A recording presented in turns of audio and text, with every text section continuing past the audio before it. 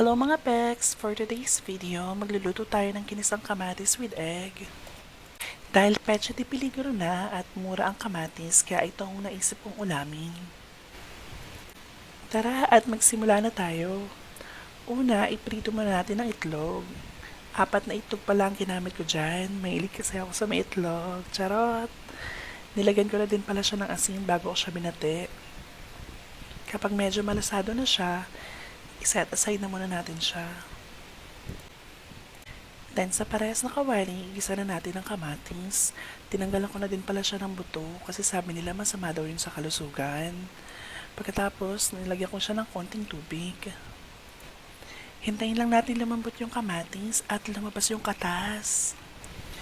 Itong mga ilalagay ko pala ay optional lang at depende pa rin sa inyo.